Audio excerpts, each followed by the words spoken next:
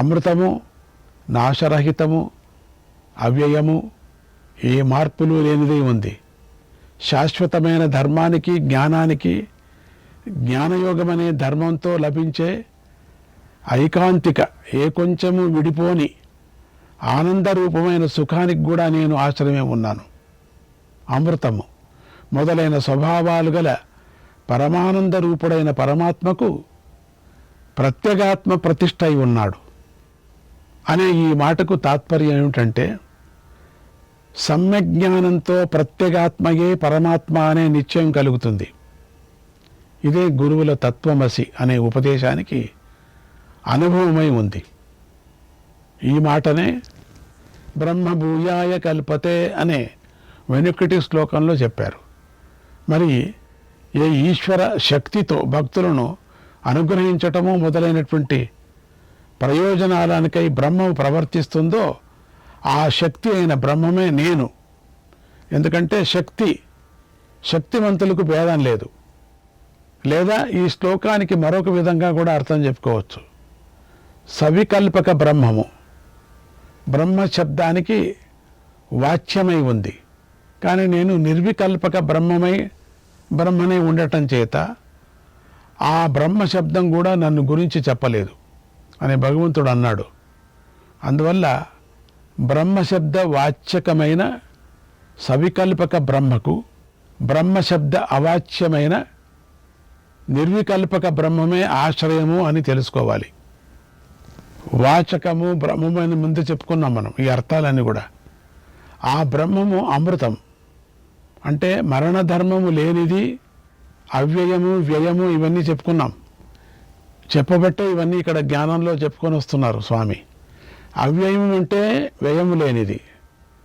మరి శాశ్వతమైన ధర్మానికి, జ్ఞాననిష్టారూపమైన ధర్మానికి, దానివల్ల కలిగే సుఖానికి కూడా నేను ఆశ్రమమే ఉన్నాను అని భగవంతుడు చెప్పినట్టుగా తెలుసుకోవాలి. అటువంటి ఆ భగవంతుణ్ణి చలించని భక్తి యోగంతో సేవించి త్రిగుణాతీతుడై మోక్షాన్ని పొందాలి.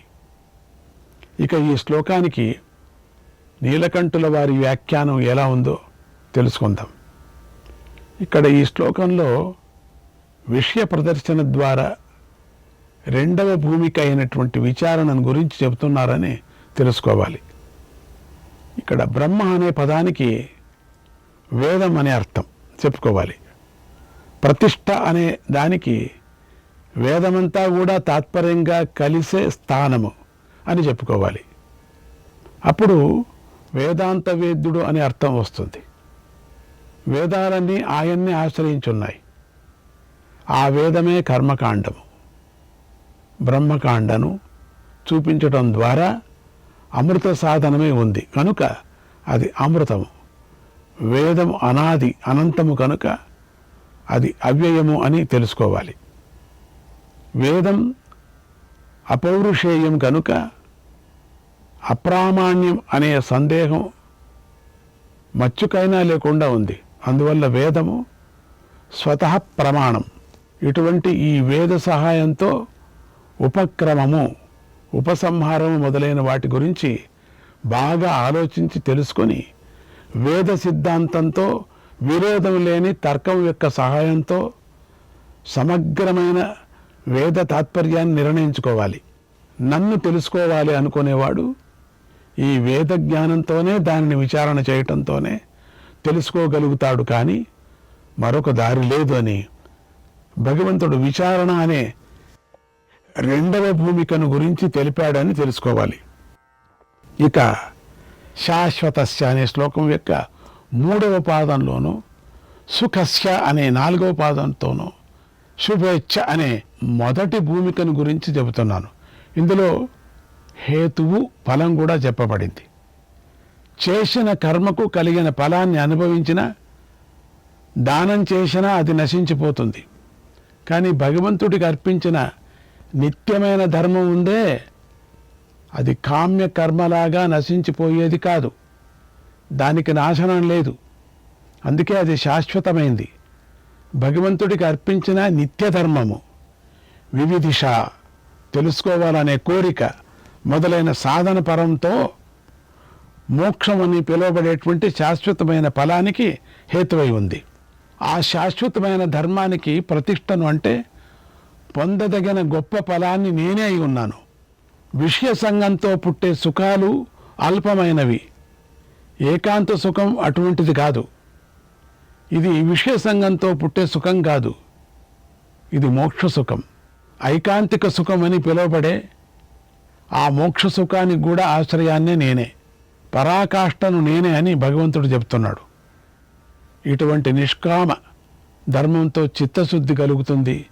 చిత్తశుద్ధి కలిగిన ఆ విశుద్ధి చిత్తుడికి ఐకాంతిక సుఖేచ్ఛ కలుగుతుంది. దీనినే 7 జ్ఞాన భూమికల్లోని మొదటి భూమికైన శుభేచ్ఛ అని తెలుసుకోవాలి. అయ్యా, ఎక్కడైనా 1, 2, 3 అనే వరుస కనిపిస్తుంది కానీ 3, 2, 1 అనే వరుస కనిపిస్తుందా అనే ప్రశ్న కలగటం సహజమైన మనకు. దానికి సమాధానం ఏం చెప్పుకోవాలంటే, గీతాచార్యుడైన భగవంతుడు ముందు నుంచి అనుసరిస్తున్న ఒక పద్ధతి ఉంది. అదేమిటంటే, ఆయన ముందు పెద్దది చెప్పేస్తాడు. దానిని అందుకోగలిగిన వాడు అక్కడే అందుకుంటాడు. అందుకోలేని వాళ్ళు వాళ్ళ కోసం ఇక వరుసగా తగ్గించుకుంటూ వస్తాడు. ఇక్కడ కూడా భగవంతుడు అదే చేశాడు. పై భూమికలను అందుకోలేని వాళ్ళ కోసం పరమదయతో కింది భూమికలను చెప్పుకుంటూ వచ్చి ఈ అధ్యాయాన్ని సమాప్తి చేస్తున్నాడు. ఈ అధ్యాయం భక్తి యోగంతో కూడా ధ్యానేనాత్మని పశ్యంతి అనే చోట నిధిధ్యాసనంతో శక్తి లేని వాడి కోసం సాంఖ్యం అనే విచారాన్ని గురించి చెప్పాడు కదా. అందులో కూడా శక్తి లేని వాడి కోసం కర్మయోగాన్ని ఉపదేశం చేశాడు. అదేవిధంగా ఇక్కడ కూడా జరిగింది అది తెలుసుకోవాలి. సింహావలోకనం చేసుకుందాం. క్షేత్రజ్ఞులని పిలువబడే ప్రకృతి నుండి జగత్తు పుట్టే విధానాన్ని 3 గుణాలతో కలిగే ప్రకృతి యొక్క సంగంతో బంధం కలిగిన విధానాన్ని, ఆ గుణాలను దాటడానికి కావలసిన ఉపాయాన్ని చెప్పేందుకోసం భగవంతుడు ఈ అధ్యాయాన్ని ప్రారంభించాడు. గుణాల వల్ల బంధం కలుగుతుంది అని తెలుసుకోవాలి. సామాన్యంగా అందరూ రజస్తోమ గుణాలే బంధహేతువులు అనుకుంటారు. సత్వగుణం వల్ల సుఖం పుడుతుంది కనుక దానిని బంధాల పట్టిలో చేర్చరు. అలా చేయకూడదని భగవంతుడు చెప్తున్నాడు. సత్వగుణాన్ని కూడా విడిచినప్పుడే త్రిగుణాతీతుడవుతాడు. అప్పుడే భగవద్దర్శనం కలుగుతుంది. దాన్ని కూడా వదలాల. ఈ 3 గుణాలు ఎప్పుడెప్పుడు పుట్టి ఏ అనర్థాలు చేస్తున్నాయో సాధకుడు గమనించుకుంటూ జాగ్రత్త పడాలి. ఆయా గురుతులను బట్టి ఆయా గుణాలు పెరుగుతున్నాయని తెలుసుకోవాలి. 3 గుణాలను వదలటం అందరికీ కూడా సాధ్యమయ్యే పని కాదు కదా. అది కష్టమైన సాధనే. అందువల్ల సత్వగుణాన్ని వృద్ధి చేసుకోవాలి. సత్వగుణంతో ప్రాణాలు విడిచిపెడితే పై జన్మ ఉత్వ జన్మ పుడుతుంది అవుతుంది కదా. జ్ఞానానుభవానికి అధికారం గల జన్మ వస్తుంది. అందువల్ల సత్వగుణాన్ని వృద్ధి చేసుకోవాలి. జీవుడు తనను తాను కర్త భోక్త అనుకోవటంలో ఈ గుణాలే కారణమై ఉన్నాయి. అందువల్ల వీటిని విడిచిపెట్టినంత వరకు బంధం తప్పదు అని చెప్పి అర్జునుడి ప్రశ్నలకు సమాధానంగా భగవంతుడు గుణాతీత లక్షణాలను చెప్పాడు. వాటన్నిటినీ సాధించాలి, లేదా ఏదో ఒకదానిని సాధించాలి. దాని ద్వారా క్రమక్రమంగా తక్కిన వాటిని సాధించుకోవాలి. మనం చివరి 6 శ్లోకాలకు కింద నుంచి పైకి సప్తజ్ఞాన భూమికల సాధన గురించి చెప్పుకున్నాం. వాటిని బాగా తెలుసుకొని సాధకులు సాధన చేసుకోవాలి. ఇతి శ్రీమద్భగవద్గీతాసు ఉపనిషత్సు బ్రహ్మ విద్యాయాం యోగశాస్త్రే శ్రీకృష్ణార్జున సంవాదే గుణత్రయ విభాగ యోగో నామ చతుర్దశోऽధ్యాయః.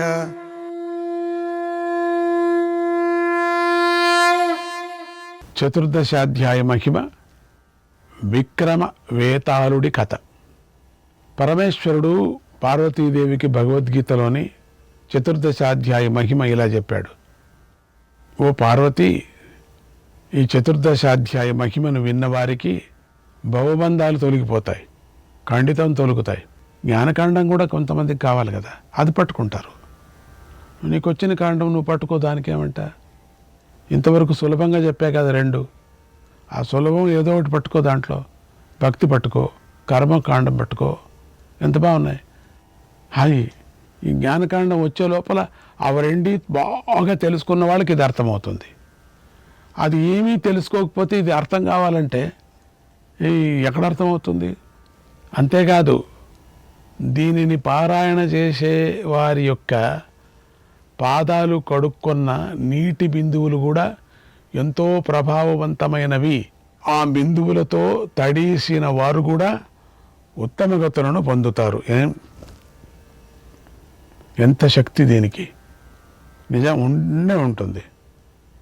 ఇంకా దీన్ని అర్థం చేసుకుంటే ఇంకెంత శక్తి! మోక్షమే. ఇంకా దీన్ని అర్థం చేసుకోండి, నిజంగా నీ సాక్షిగా నీకు మోక్షం దొరుకుతుంది. దీనికి అంతటికీ శక్తి ఉంది, అంత శక్తి ఉంది దీనికి. కనుక ఈ 14వ అధ్యాయ మహిమను చెబుతున్నాను, శ్రద్ధగా విను అని. పార్వతీదేవిగే శివుడు అట్లా చెప్పాడంటే, ఈ ఎవరు పారాయణం చేస్తున్నారో వాళ్ళ కాళ్ళు కడుక్కున్న నీటి బిందువు వాళ్ళ మీద పడితే మోక్షం వస్తుందట వాళ్ళకి.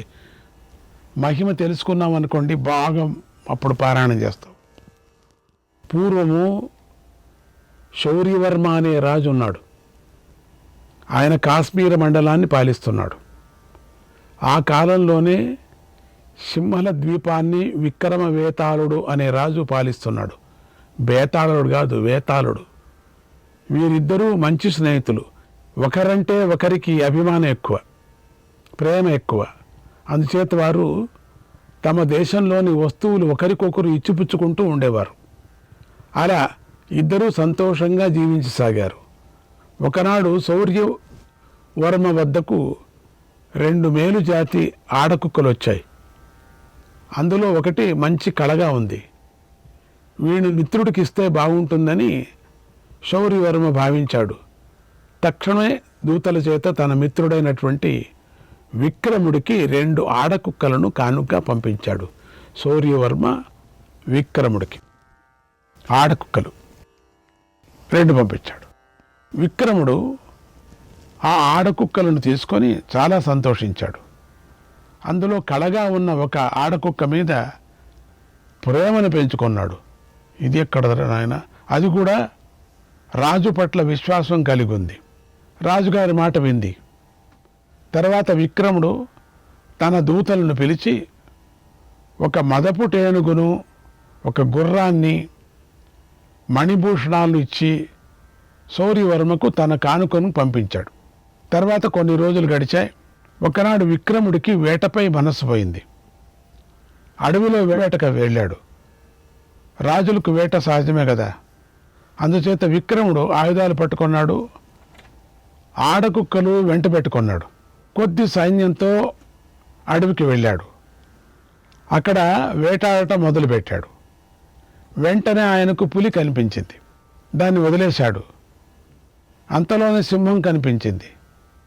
దాన్ని వదిలేశాడు. తోడేలు కనిపించింది. ఎలుగుబంటి కనిపించింది.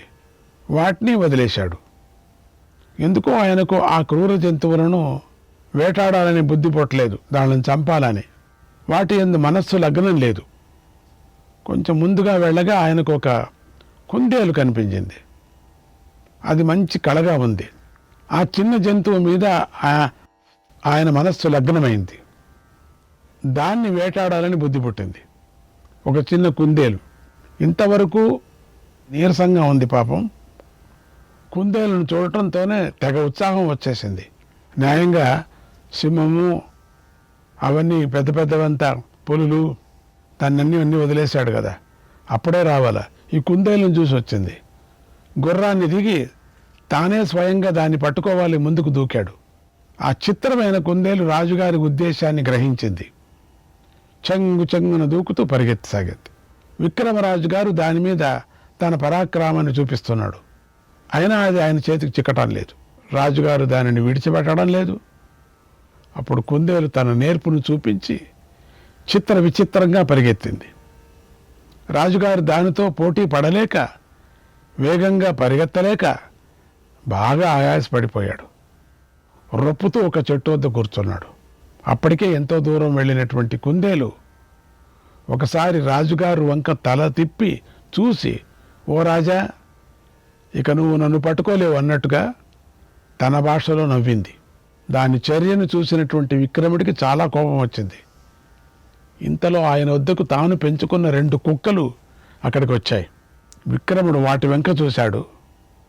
వాటిలో తాను ప్రేమగా పెంచింది కళగా ఉన్నదైనటువంటి ఒక ఆడకుక్కను చూసి మనస్సులో ఇలా అనుకున్నాడు, ఇదే ఆ కుందేలుకు సరైన జోడి, ఇదే దానితో సమానంగా పరిగెత్తుతుంది, దాన్ని ఓడిస్తుంది, దాని గర్వాన్ని అణుస్తుంది, దాన్ని పట్టుకుంటుంది, నాకు వశం చేస్తుంది. అప్పుడు చేయవలసింది చేస్తాను, ముందు అది నా చేతికి చిక్కితే చాలు అనుకున్నాడు. వెంటనే రాజుగారు కళగా ఉన్న ఆడకుక్కకు దూరంగా ఉన్న కుందేలును చూపించాడు.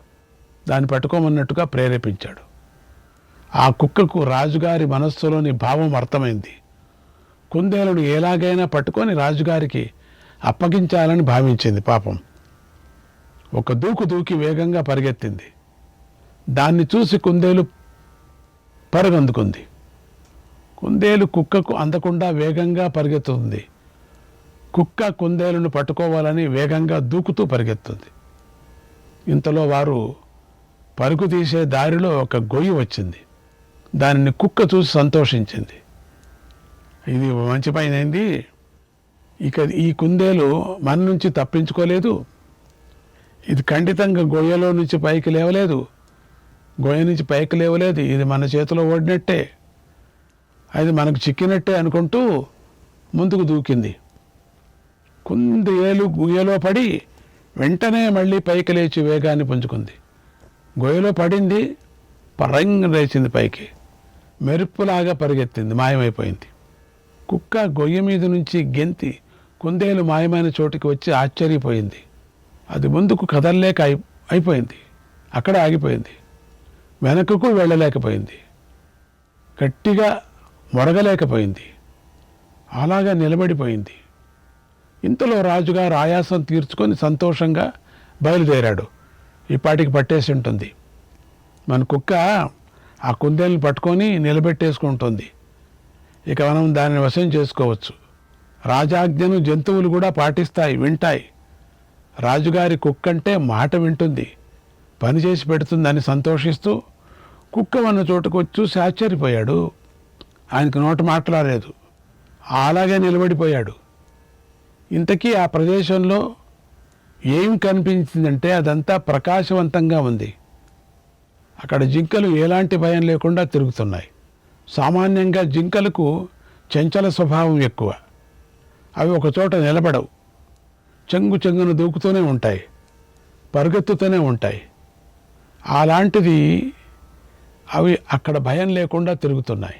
శ్రీకృష్ణాయ పరమాత్మనే నమః.